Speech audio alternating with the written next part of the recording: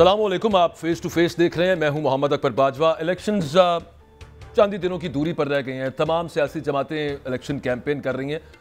चलें, तमाम नहीं मैं कहता, पाकिस्तान मुस्लिम लीग नवाज और पीपल्स पार्टी तो कर रही है। पाकिस्तान तहरीक इंसाफ को उस तरह से कैंपेन करने की अभी तक इजाज़त नहीं है। आज लाहौर में शादरा में एक उनके जो कैंडिडेट हैं भुट्टर साहब, अली भुट्टर साहब, वो एक इंतखाबी दफ्तर उन्होंने वहाँ पे खोला था, पार्टी का एक दफ्तर खोला, उधर पुलिस पहुँच गई और उनको गिरफ्तार करने की उन्होंने कोशिश की। तो आज इस पर बात करेंगे कि क्या अभी तक पाकिस्तान तहरीक इंसाफ को, जबकि elections are just less than 2 weeks, 2 हफ्ते के बाद इलेक्शंस है, तो कैंपेन नहीं करने दी जा रही। लेकिन उसके अलावा अगर बात करें सुप्रीम कोर्ट की, आज सुप्रीम कोर्ट के अंदर सुप्रीम कोर्ट से पाकिस्तान तहरीक इंसाफ के बहुत से लीडर्स को जिनके कागजात मुस्तरद हुए थे इलेक्शन लड़ने की इजाज़त मिली है, जिनमें परवेज़ इलाही भी शामिल हैं, सनम जावेद भी उनमें शामिल हैं और शौकत बसरा और दीगर उनके अंदर शामिल हैं।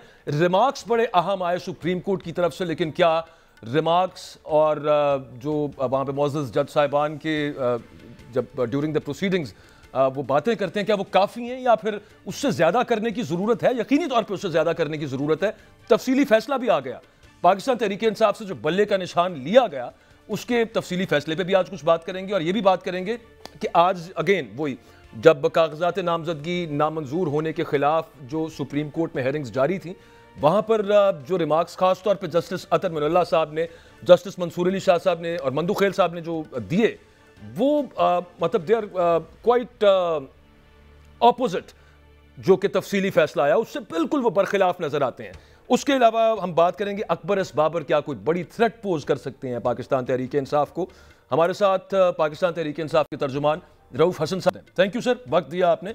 सबसे पहले तो ये बताएं कि इस वक्त तहरीक इंसाफ के लीडरान को, मैं एक चीज़ यहाँ पे क्लियर कर दूँ, चूंकि आई लिव इन लाहौर, तो मैं यहाँ पे देखता हूँ कि सिवाय सलमान अकरम राजा साहब के या कुछ वो खोसा साहब के छोटे मोटे बैनर्स के अलावा कहीं कोई इश्तिहारी मुहिम भी खास नजर नहीं आती, लगाने नहीं दिया जा रहे। और उसके अलावा मुश्किलात क्या हैं तहरीक इंसाफ के उम्मीदवारों को?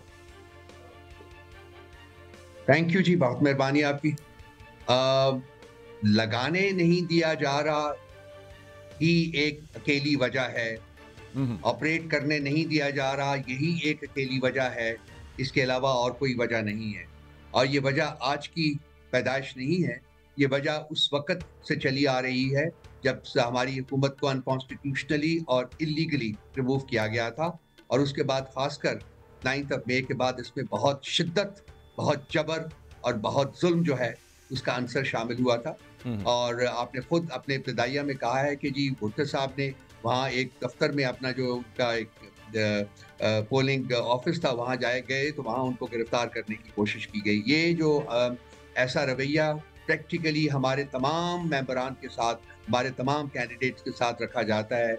अगर अभी आप यहाँ बात कर रहे थे सलमान अकरम राजा साहब की, आपको याद होगा कि 3-4 दिन पहले उन्होंने एक जुलूस निकाला, उनके एक अपनी कॉन्स्टिट्यूंसी के बंदे थे, उन्होंने कुछ जुलूस निकाला, एक छोटा सा जुलूस था, कोई इतना बड़ा जुलूस नहीं था, लेकिन इतना भी बर्दाश्त नहीं कर सकी जो हुकूमत थी और रात को 2 बजे उनके घर को तोड़ा गया और उनके बाप और बेटे को गिरफ्तार कर लिया गया। तो रियासत की जो फस्तायत है उसकी शिद्दत में जो इलेक्शन करीब आ रहे हैं उसकी शिद्दत में इजाफा होता जा रहा है। किसी किस्म की कोई स्पेस पाकिस्तान तहरीक इंसाफ या उसके कारकुनान, लीडरान और हमारे जो नॉमिनेटेड कैंडिडेट्स हैं उनको नहीं दी जा रही। इसके अलावा कोई वजह नहीं है। लेकिन हमारे जो मेंबर्स हैं सब लोग जो हैं वो 8 फरवरी का इंतज़ार कर रहे हैं और आप देखेंगे कि जौक दर जौक लोग निकलेंगे, वोट देंगे और इंशाअल्लाह ताला पीटीआई के कैंडिडेट्स को जितवाएंगे। अच्छा, एक छोटी सी चीज़ है रऊफ साहब, वो ये है कि बहुत सारी जगहों पर बिल्कुल निगरान हुकूमत नहीं करने दे रही तहरीक इंसाफ के जो उम्मीदवार हैं उनको, लेकिन मेरा ख्याल है कुछ बहुत सारी ऐसी भी चीज़ें हैं कि जो हो सकती हैं, काफ़ी इजीली हो सकती हैं। जैसे इलेक्शन कमीशन ने, चूंकि अब बल्ले का निशान तो नहीं है, सबको एक से बढ़ के एक अनोखा निशान दिया हुआ है, तो वो अपने एरिया के वोटर्स को बताना या उसकी कोशिश करना उतना तो किया जा सकता है। और देखने में आता है कि लाहौर की अगर मैं बात करूं और दूसरे शहरों से भी जो रिपोर्ट्स हमारे पास आती हैं कि यहाँ को बहुत ज़्यादा डरे हुए हैं पाकिस्तान तहरीक इंसाफ के उम्मीदवार। अब तो 2 तारीख का आपने कह भी दिया है, यानी कि बरोज़ इतवार का है कि तमाम लीडरशिप जो उम्मीदवार हैं वो निकलें और रैलीज करें। तो थोड़ा सा तो पहले भी कुछ नज़र आता ना, अब उसके बाद कैसे आएगा इतवार के रोज़ थोड़ी सी जो मूवमेंट है? स्पेस हमें थोड़ी बहुत मिली वो है खैबर पख्तूनख्वा में, और वहाँ आपने देखा है कि हमारे जो कारकुनान हैं वो बड़ी तादाद में बाहर निकले, उन्होंने कॉर्नर मीटिंग्स की, उन्होंने वर्कर्स कन्वेंशंस किए और सारी दुनिया ने देखा, सारे पाकिस्तान ने देखा कि वो चार्ज थे और एंथुसियास्टिक थे कि इलेक्शन के दौरान जब पोलिंग डेट के ऊपर हम लोग पाकिस्तान तहरीक इंसाफ को डेफिनेटली जितवाएंगे। पंजाब में चूंकि मेजर बैटल लड़ी जा रही है और चूंकि यहाँ जो पावर्स दैट बी उनके चहीता शरीफ बरादरान जो है वो वहाँ विराजमान है, इसलिए यहाँ रियासत की फस्तायत को की कोई खास ही उसकी फरावानी है और हमें वो स्पेस जो कि हमें खैबर पख्तूनख्वा में मिली है वो यहाँ बिल्कुल नहीं मिली। लेकिन जैसा कि मैंने पहले अर्ज किया है, संडे की तो हमने कॉल दी है और मुझे पूरी उम्मीद है कि लोग निकलेंगे, खौफ के बुत जो है वो तोड़ कर निकलेंगे और अपनी प्रेजेंस जो है उसको इस्टेब्लिश करेंगे। लेकिन बेसिकली पीटीआई के अंदर की जो थिंकिंग है वो ये है कि हम इलेक्शन डे का इंतजार कर रहे हैं और हमारे उस वक्त तमाम लोग, हमें ये भी पता है कि ये जो फस्ताई हुकूमत है इन्होंने इलेक्शन डे के प्लान भी बनाए हुए हैं और इनकी कोशिश होगी कि जो वोटर हैं वो पोलिंग ऑफिस तक ना पहुंच सकें। ये एक और बहुत बड़ा इम्तहान होगा हमारे वोटर्स के लिए कि वो किस तरीके से वहाँ पहुँचते हैं। तो ये तमाम जो फैक्टर्स हैं इनकी मौजूदगी में आप अगर ये एक्सपेक्ट करें कि जी लोग बाहर निकलेंगे और उसी तरह से निकलेंगे जैसे कि एक नॉर्मल इलेक्शन कैंपेन में निकला जाता है, तो वो शायद ठीक हो गया। रऊफ साहब, एक जो सर्कुलेट कर रही है खबर, इज इट अ रूमर या फिर ये फैक्चुअली करेक्ट है कि इतवार को ये भी देखेगी पार्टी के कौन कौन से उम्मीदवार आने जो पार्टी की हिदायत के मुताबिक जरा सीरियसली रैली निकालने की कोशिश करते हैं और जो नहीं करेंगे उनकी नामजदगियां वापस हो जाएंगी, इस तरह को कुछ है? नहीं, देखिए जी, ये रिपोर्ट हुआ था कि खान साहब ने ये स्टेटमेंट वहाँ दी थी, लेकिन हमारे पास डायरेक्ट कॉन्फर्मेशन कोई नहीं है। आपको पता है कि हमारा उनके साथ राब्ता नहीं है। पॉलिटिकल लीडरशिप में से किसी शख्स को आज तक नहीं मिलने दिया गया। चंद हमारे लॉयर्स हैं जो कि उनको मिलते हैं, तो उन्हीं के थ्रू जो कम्युनिकेशन है वो होती है।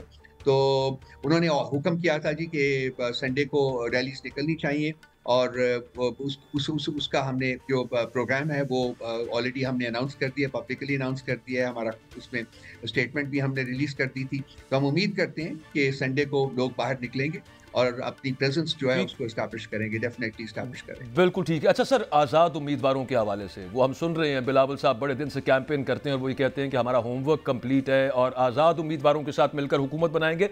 डेफिनेटली पाकिस्तान तहरीक इंसाफ के कामयाब होने वाले आज़ाद उम्मीदवारों की बात कर रहे हैं। PMLN उधर से कहती है कि जनाब लोग देखेंगे उसके बाद कि उनको ज़्यादा फ़ायदा कहाँ से होता है, टिकट के थ्रू होता है या फिर कोई वजारत मिलती है, तो हो सकता है वो चेंज करें सारा कुछ। फैसल वाडा साहब कह चुके हैं, उनका एक और तरह का बयान है कि बिल्कुल बोलियां लगेंगी और मतलब हॉर्स ट्रेडिंग की तरफ सिंपल सा इशारा, किसी की भी किस्म का लालच दिया जाए या जो भी किया जाए।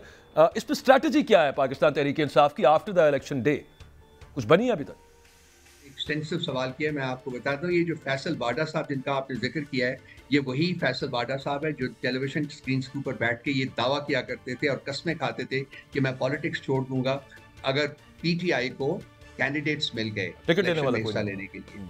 हमारे हर कॉन्स्टिट्यूंसी में हमारे पास 5, 6, 7, 8, 9, 10 कैंडिडेट्स थे और अब भी हैं बैठे हुए। तो फैसल वाडा साहब को तो पहले आप ये कहें ना कि वो अब पॉलिटिक्स से रिटायर हों, अपने कम से कम आप लिहाज करें, अपनी कसम का लिहाज करें।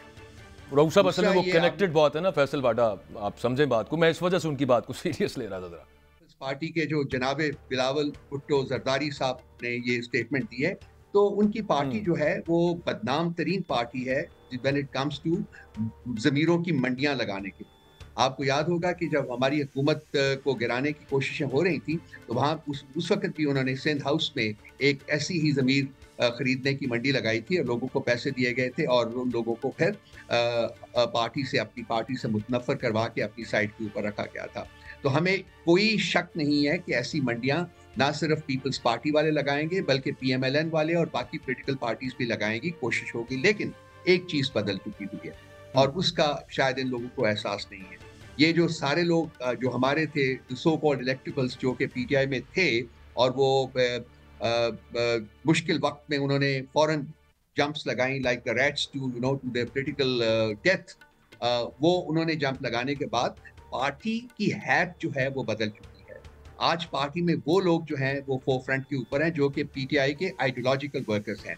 ये इलेक्टेबल्स नहीं है, ये रिक्रूट्स नहीं है जो कि पार्टियां बदलते रहते हैं from one party to the other, जहां देखते हैं कि चांसेस ज्यादा हैं वहां जाके नया घोंसला बना लेते हैं। ये पार्टी के आइडियोलॉजिकल वर्कर्स हैं और मुझे यकीन है कामिल है कि इन पार्टीज जो है पीपल्स पार्टी, PMLN, दूसरों के कोशिशों के बावजूद, इनकी मंडियां लगाने के बावजूद बहुत मुश्किल, ऑलमोस्ट इम्पॉसिबल होगा इनके लिए कि हमारे किसी भी सपोर्टेड कैंडिडेट को वो उसका ज़मीर खरीद सकें।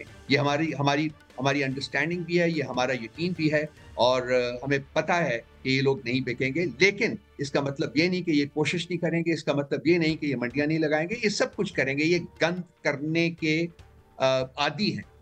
इनका गन अच्छा के अलावा इनसे कोई रऊफ काम साहब, हुआ नहीं है। ना इन्होंने 30, 35, 40 साल में जब ये बारियां ले रहे थे, इस मुल्क का जो हाल किया वो भी सबके सामने है। आइंदा आएंगे तो वो उससे भी बुरा हाल करेंगे। लेकिन हमें अपने जो नॉमिनेटेड कैंडिडेट्स हैं उनमें पूरा यकीन है कि वो पार्टी के साथ आइडियोलॉजिकली स्टैंड करेंगे और पार्टी के साथ रहेंगे, और पार्टी को सपोर्ट करेंगे इलेक्शन डे के बाद। रऊफ साहब, वो जो तफसीली फैसला कल हो गया जारी तहरीक इंसाफ से बल्ला निशान जो है वो लेने का, लेकिन आज हमने देखा सुप्रीम कोर्ट के अंदर ही एक और बेंच में 3 और मोअज़्ज़ज़ जज साहिबान ने जो रिमार्क्स दिए, मैं अतर मुनल्ला साहब ने कहा कि हमने इलेक्शन एक्ट की ऐसी तशरीह करनी है जो आवाम को मर्जी के नुमाइंदे मुंतखब करने से महरूम ना करे। फिर उन्होंने कहा कि आरओज़ का काम रुकावट पैदा करना नहीं।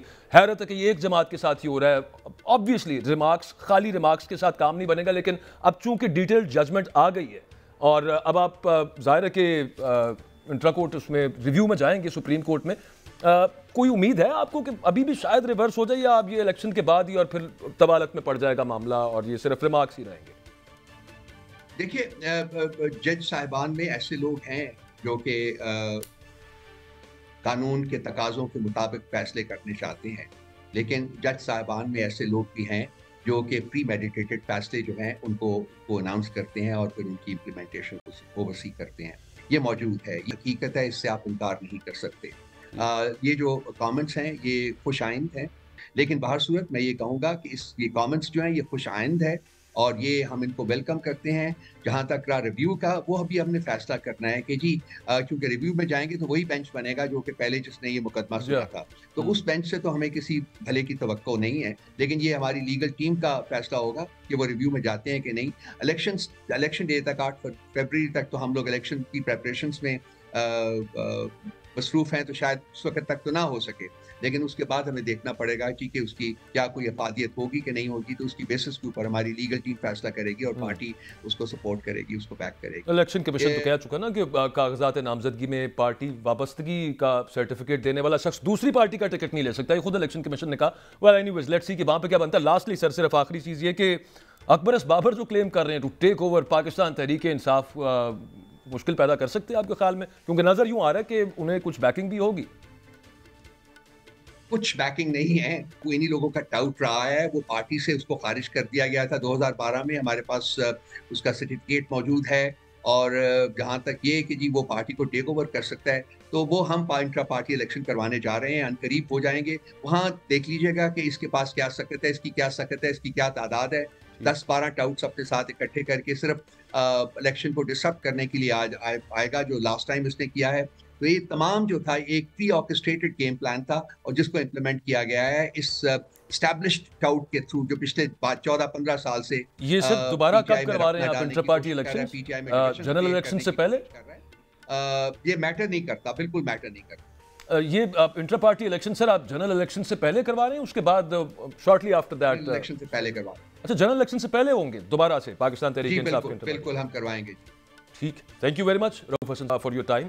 एक ब्रेक लेनी है, ब्रेक से वापस आएंगे तो यही बात करेंगे कि आज़ाद उम्मीदवारों का मुस्तकबिल क्या हो सकता है। रबिया बाजवा साहिबा, मारूफ कानूनदान, वो हमारे साथ मौजूद होंगी और उनसे जानेंगे कि इलेक्शन कमीशन एक फैसला खुद कर चुका है, उसके अगेंस्ट कैसे जा सकता है। और जो एक और सुप्रीम कोर्ट का बेंच, अतर मुनल्ला साहब, मंदुखेल साहब और मंसूर अली शाह साहब, जिस किस्म के रिमार्क्स वहाँ से आ रहे हैं सामने, और वो ये है कि मतलब उनसे पढ़ के साफ लगता है कि they don't agree with the judgement जो काजी फायजी साहब ने पाकिस्तान तहरीक इंसाफ से बल्ले का निशान लेने के लिए दी।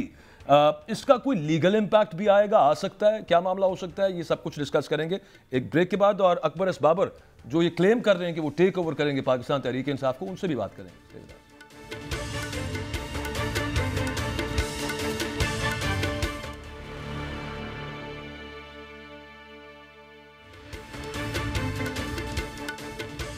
पाकिस्तान तहरीक इंसाफ से जो सुप्रीम कोर्ट का फैसला था कि बल्ले का निशान ले लिया गया, उसमें तफसीली फैसले में ये जाहिर है कि जब पहले शॉर्ट ऑर्डर में भी हमने देखा था, उसके बाद डिटेल्ड ऑर्डर में भी यही नज़र आया कि जो फाउंडिंग मेंबर हैं पाकिस्तान तहरीक इंसाफ के तकरीबन और बाकी 13 लोग और अकबर बाबर साहब के अलावा उनको इलेक्शंस में पार्ट नहीं लेने दिया गया। और उसके बाद अकबर बाबर साहब की आपने प्रेस कॉन्फ्रेंस भी देखी होगी, उन्होंने कहा कि इलीगल है इस वक्त जो लीडरशिप है पाकिस्तान तहरीक इंसाफ की और वो इसे एक इंस्टीट्यूशन बनाना चाहते हैं। हमारे साथ मौजूद हैं अकबर बाबर साहब। Thank you very much sir, आपने वक्त दिया। आपसे पहले अभी थोड़ी देर पहले तहरीक इंसाफ के तर्जुमान रऊफ हसन साहब हमारे साथ थे और वो कह रहे थे कि हमारे पास तो सर्टिफिकेट है जो सुप्रीम कोर्ट ने तो नहीं माना, लेकिन इलेक्शन कमीशन में भी हम रखेंगे that you were dispelled from the party some years back, कुछ साल पहले आपको निकाल दिया गया था, तो यू कैन नॉट रिक्लेम और claim the party at all. बिस्मिल्लाहिर्रहमानिर्रहीम। आई थिंक देखिए, या तो ये लोग चाहते हैं कि इस मुल्क में जंगल का कानून हो और जिसे कहते हैं ना कि अंग्रेज़ी में कहते हैं माई वे और द हाई वे, और ये जो रवैया है डिनाइल का, ये डिनाइल मोड में रहना, ये पाकिस्तान तहरीक इंसाफ के लिए तबाहकुन साबित हुआ है अभी तक। और ये हकीकत को डिनाई करते हैं और मतलब झूठ इस दलेरी से बोलते हैं और सोशल मीडिया का वो इस्तेमाल करते हैं, जिससे सबसे बड़ा नुकसान पाकिस्तान तहरीक इंसाफ का हुआ है। जो आज के हालात हैं आप सबके सामने हैं। पाकिस्तान का जो सुप्रीम कोर्ट ऑफ पाकिस्तान है, ये पाकिस्तान का हाईएस्ट जुडिशल फोरम है। अगर आप उनके फैसलों को भी रिफ्यूज़ करेंगे, डिनाई करेंगे, तो फिर आप कौन सा कानून मानते हैं? ये कैसी जमात है जो पाकिस्तान का जो कानून है और कानून के तहत जो सबसे बड़ी अदालत है, जब वो कहती है कि इन्होंने किसी किस्म का कोई सबूत पेश नहीं किया, जब वो कहती है कि पीटीआई ने खुद, यानी जब पीटीआई के वकील हामिद खान साहब ने तस्लीम किया कि हाँ ये फाउंडिंग मेंबर हैं, और फिर पीटीआई के वकील ने कहा कि अगर हम किसी किस्म का सबूत ना दे सके तो फिर इसका मतलब यही है कि ये मेंबरान है। अब सुप्रीम कोर्ट ने तहरीरी तौर पे एक फ़ैसला दे दिया जिसमें लिखा हुआ है, तो ये कौन सा डॉक्यूमेंट है, ये कौन सा कागज़ है, ये कौन सी अदालत में अब जाएंगे, क्या पेश करेंगे? ये सिर्फ महज झूठ बोल रहे हैं और ये अब इनको होश के नाखून लेने चाहिए। देखिए, ये अब पाकिस्तान तहरीक इंसाफ उस जगह पे खड़ी है कि ये अपने आप को कहीं पॉइंट ऑफ नो रिटर्न तक ना ले जाएं। इस वक्त भी शायद इनके पास थोड़ा सा है कि अपनी इंट्रोस्पेक्शन वो नया इलेक्शन करवाने लगे, जनरल इलेक्शन से पहले 8 फरवरी से पहले वो कहते हैं कि हम एक और नया इंटर पार्टी इलेक्शन करवाने लगे हैं। तो वील सी अकबर बाबर साहब आए और आके फिर उसमें पार्टिसिपेट करें उस इलेक्शन के अंदर। तो अब आप जाएंगे? अब देखिए ना कि आपने जो अभी बात की, ज़ाहिर है मैंने तो उनका नहीं सुना, लेकिन आपने जो बात की तो दो मुतजाद बातें इधर ही सामने आ गई। एक तरफ कहते हैं कि ये मेंबर ही नहीं है, दूसरी तरफ कहते हैं कि हम एक और नाटक रचाने जा रहे हैं, उसमें ये शिरकत करें। तो एक नॉन मेंबर बकौल इनके कैसे इंतखाबात में? ये तो मैं आपसे पूछ रहा हूँ, ये उन्होंने कहा कि हम नए इलेक्शंस कराने लगे हैं। अब ये मैं आपसे पूछ रहा हूँ कि आप तो पिछली दफा भी गए थे ना वहाँ पे कागजात। अच्छा, हाँ जी, तो मैं ये समझा कि आप कह रहे हैं कि उनका हवाला दे रहे हैं। बहरहाल देखिए, इस वक्त जो रियलिटी को समझिए, रियलिटी इस वक्त ये है कि पाकिस्तान तहरीक इंसाफ की जितनी क़यादत जो अपने आप को पोज कर रही है क़यादत की, वो डिफंक्ट हो चुके हैं। वो क्यों डिफंक्ट हुए हैं? 22 दिसंबर को इलेक्शन कमीशन ने एक ऑर्डर पास किया जिसके तहत जो लेटेस्ट इंटर पार्टी इलेक्शन उन्होंने 2 दिसंबर को कराया था, जो मुकम्मल फ्रॉड था, जिसके खिलाफ हम भी गए, हमने सबूत भी दिए, तो उस नल एंड वॉइड डिक्लेयर कर दिया। यानी वो जो फॉर्म 65 के तहत इन्होंने 90+ जो लोगों के ओहदे बांटे गए थे, जो नोटिफिकेशंस की थी, वो ख़त्म हो गई, वो कलअदब हो गए इस वक्त। अच्छा, अब आइन क्या कहता है कि ट्रांजिशन में एक सेक्रेटरी जनरल होता है जो फिर ट्रांजिशन को प्लान करता है और अगले इलेक्शंस की तैयारी करता है। अनफॉर्चुनेटली जो legally secretary general Pakistan Tehreek इंसाफ के, जो इलेक्शन कमीशन में रिकग्नाइज हैं, वो इस्तीफा दे चुके हैं, वो पार्टी से भी इस्तीफा दे चुके हैं, सबके सामने दे चुके हैं। तो इस वक्त ये जो भी दावा कर रहा है, जो भी अपने आप को कह रहा है कि वो तर्जुमान है, वो डिफंक्ट है, उसकी कोई कानूनी हैसियत नहीं है। अब एक टोटल वैक्यूम है। इस टोटल वैक्यूम में हमने ये फैसला किया कि हम सब जो ओरिजिनल पीटीआई के फाउंडिंग मेंबर्स थे और साबका ओहदेदार थे और तमाम मुल्क से हमने राब्ते किए उसके लिए हमने एक रिप्रेजेंटेटिव कॉन्फ्रेंस बुलाई, जिसमें जो पीटीआई के, जिस घर में पीटीआई ने जन्म लिया था, सईदुल्ला खान न्याजी जो पीटीआई के फाउंडिंग चेयरमैन के फर्स्ट कजन हैं, पंजाब के फाउंडिंग प्रेसिडेंट हैं, उसके अलावा और क्वेटा से भी फाउंडिंग मेंबर आए जो पशीन से उनका ताल्लुक है, उसके अलावा अटक से फाउंडिंग मेंबर आए। मैं एक छोटा सा सवाल है, आपकी बात समझ गया, वो कल हमने देखी भी थी प्रेस कॉन्फ्रेंस, वो सबने सुनी भी है, हम उसी का हवाला दे रहे थे। लेकिन एक बात है कि पाकिस्तान तहरीक इंसाफ मुतरादिफ है, सिनोनिमस है इमरान खान के, ये तो इसमें तो कोई डाउट नहीं है। और वो जो majority of the voters of Pakistan Tehreek Insaf, वो तो रिलेट करते हैं एक शख्सियत के साथ, तहरीक इंसाफ के बानी चेयरमैन के साथ। तो आप समझते हैं कि वाकई मतलब do you really need to take over the party? मैंने कभी भी ये नहीं कहा कि मैं पार्टी को टेक ओवर करना चाहता हूं। हमने बेसिकली हमेशा यही कहा है कि पार्टी जिस मकसद के लिए बनी थी, जो बानियान थे, वो आपने कल देख लिया। आपने कहा ना हम एक इंस्टीट्यूशन बनाएंगे, कल मैं इस सेंस में कह रहा था, इदारा बनाएंगे, इसको डेमोक्रेटिक इदारा बनाएंगे, इसको अकाउंटेबल इदारा बनाएंगे। उसके लिए हम लोगों से झूठ नहीं बोलेंगे, हम अपने वर्कर के साथ झूठ नहीं, हम उनको मौका देंगे कि अपनी लीडरशिप को इलेक्ट करें। तो ये जो कल्ट फॉलोइंग है, ये तो बेसिक फाउंडेशंस पीटीआई के उसके खिलाफ है कि आप अंधी तकलीद करें। और अंधी तकलीद हमेशा ना सिर्फ उस शख्स को बल्कि उसके फॉलोअर्स को भी एक अंधे कुएं में फेंक देती है, जो कि आपके सामने नजर आ रहा है। तो ये हमारे लिए सिर्फ ये मकसद है कि पार्टी की एक अमानत थी पीटीआई वर्कर्स के लिए, वो किसको इलेक्ट करते हैं वो उनका इख्तियार है, वो जिसको मर्जी इलेक्ट करें, लेकिन आप उनको मौका दें, उनको। यही वो तरीका है जिससे आप सियासी जमातों को इदारा बनाएंगे, वरना ये इसी तरह साइकिल चलता रहेगा, शख्सी और खानदानी कंट्रोल में वो इक्तदार की जंग में लगे रहेंगे। और पाकिस्तान यहाँ पे तो देखे ना, उनका क्लेम एक है, वो कहते हैं कि अकबर बाबर साहब को हमने पार्टी से निकाल दिया था। वो सब मामला ठीक है, सुप्रीम कोर्ट में जिस तरह से वो सब सेटल हुआ, उसके बारे में ये भी कहा जाता है कि ये तो ट्रायल कोर्ट का काम था कि पहले चेक करते कि आपकी रुकनीत मुअत्तल हुई कि नहीं हुई, वो उसको साइड पे अलग रखते हैं। लेकिन एक इंस्टीट्यूशन बनाना है, एक डेमोक्रेटिक इंस्टीट्यूशन बनाना है, तो ये भी तो एक मामला है। I mean you can get a new party registered, Pakistan Tehreek Insaf parliamentarians हो जाए या कुछ और नाम हो जाए, और उसको आप बाकायदा इदारा बनाएं, वहाँ पर जो वर्कर्स ज्वाइन करें, उसमें एक प्रॉपर ये डेमोक्रेटिक निज़ाम उसके अंदर आप इंप्लीमेंट करके दिखा सकते हैं।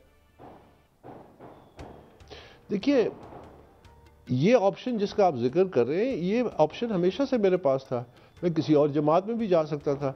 लेकिन जो ही मैं ये ऑप्शन एक्सरसाइज करता हूं, तो ये सियासी जमातों में ये जो फ्यूडल कल्चर बन गया है कि ये शख्सी और ख़ानदानों के कंट्रोल में, मैं उस असूल को मानता हूं।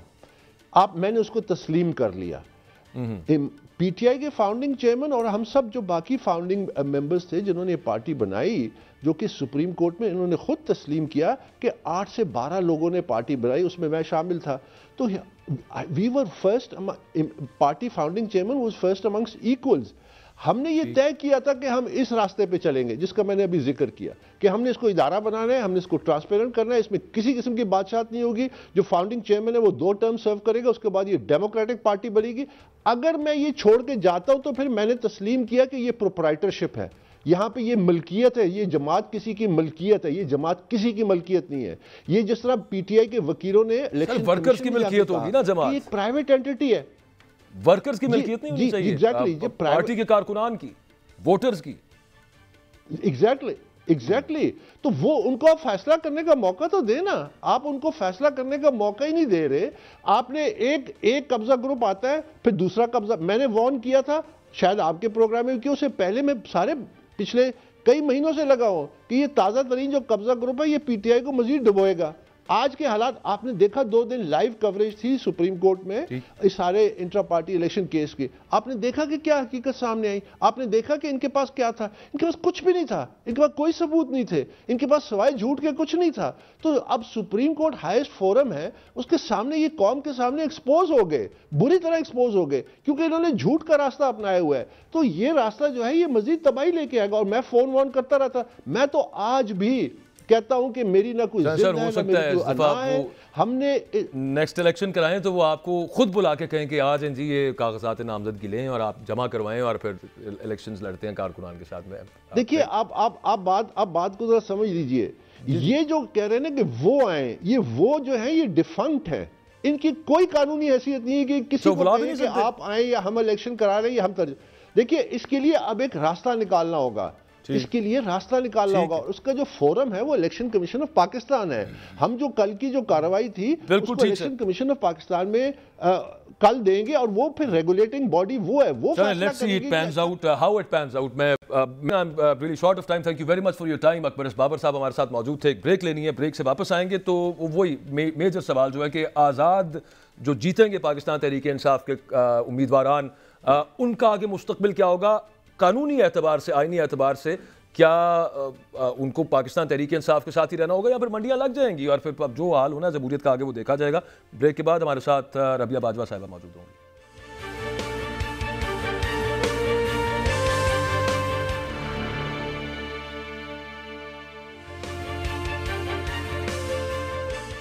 सुप्रीम कोर्ट में शौकत अजीज सिद्दीकी साहब से मुताल्लिक जो जनरल फैज़ हमीद ने अपना जवाब जमा कराया, उन्होंने इल्ज़ामात को मुस्तरद कर दिया, जिस पर चीफ जस्टिस ऑफ पाकिस्तान ने कहा ये फैक्चुअल कंट्रोवर्सी है और यहाँ पे एक इल्ज़ाम आए और दूसरा मुस्तरद कर दे तो यूँ तो नहीं, उसकी इंक्वायरी होनी चाहिए। अच्छा, ये एक उसूल है, लेकिन यही उसूल हमने फॉलो होता नहीं देखा जो पाकिस्तान तहरीक इंसाफ से बल्ला के निशान लेने का जो फैसला किया गया था, वहाँ पर तो किसी किस्म की कोई इंक्वायरी का मामला सामने नहीं आया। रबिया बाजवा साहिबा मारूफ कानूनदान है, हमारे साथ मौजूद हैं।